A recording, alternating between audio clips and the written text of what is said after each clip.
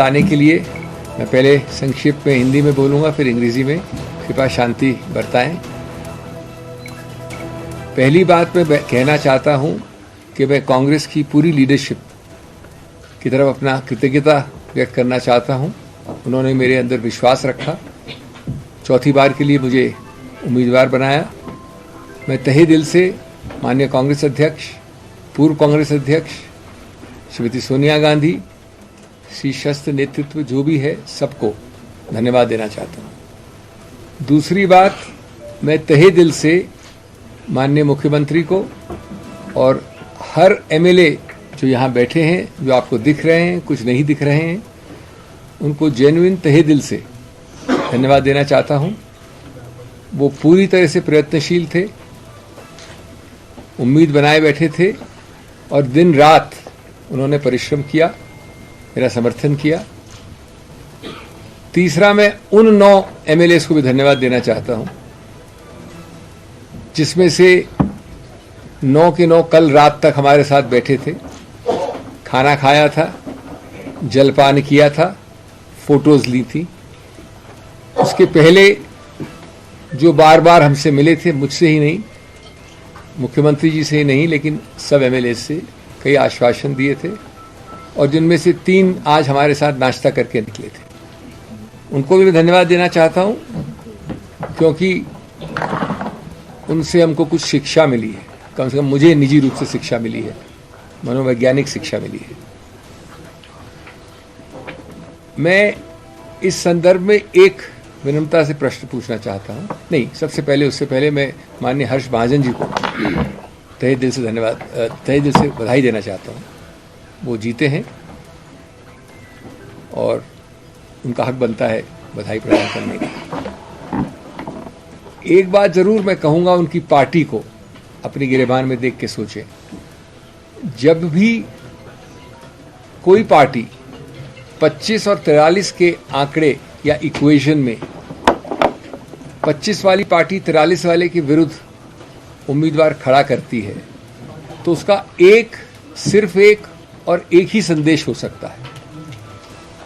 और मैं हर्ष महाजन जी की बात नहीं कर रहा हूं, मैं इस चुनाव की बात नहीं कर रहा हूं, मैं एक सिद्धांत की बात कर रहा हूं। वो संदेश है कि हम बेशर्मी से वो करेंगे जो कानून में अनुमति जिसकी नहीं है।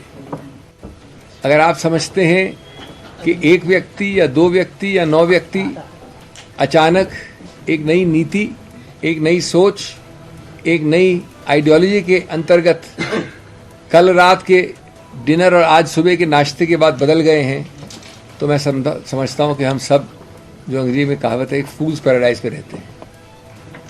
ये बदलाव बहुत दुर्भाग्यपूर्ण है भारत के लिए और विशेष रूप से हिमाचल प्रदेश के लिए, जिसकी संस्कृति, जिसके पहाड़ी या नीचे रहने वाले लोग इस संस्कृति से अवगत नहीं थे कुछ समय पहले तक। अगर ये नए भारत, न्यू इंडिया की परिभाषा है, तो मैं तो पुराने भारत को ही प्रेफर करूंगा। हमने हारते हारते भी इतिहास बनाया है। इतिहास इसलिए कि इतनी जद्दोजहद की, इतना मन बदलाव किया, लेकिन एक और मन बदलाव नहीं कर सके।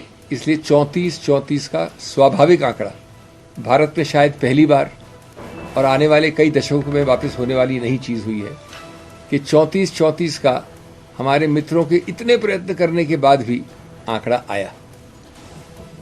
और 34-34 का आंकड़ा स्वाभाविक आया, एक वोट भी इनवैलिड नहीं हुआ, सेकंड प्रेफरेंस वोट भी एक भी नहीं था। ये इस चुनाव की विशेषता है, शायद 75 साल में पहले कभी नहीं हुआ। और उसकी सबसे बड़ी विशेषता कि उसके बाद एक ड्रॉ ऑफ लॉट से निर्णय हुआ। मैं सिर्फ ये कहना चाहूँगा कि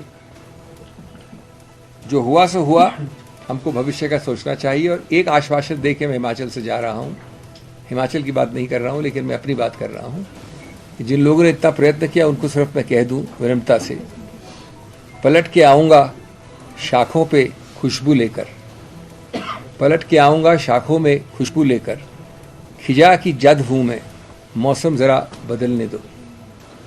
तो सबको वापस बहुत बहुत धन्यवाद. I will repeat this very briefly in English. I want to thank from the bottom of my heart the entire top leadership of the Congress President, the former Congress President,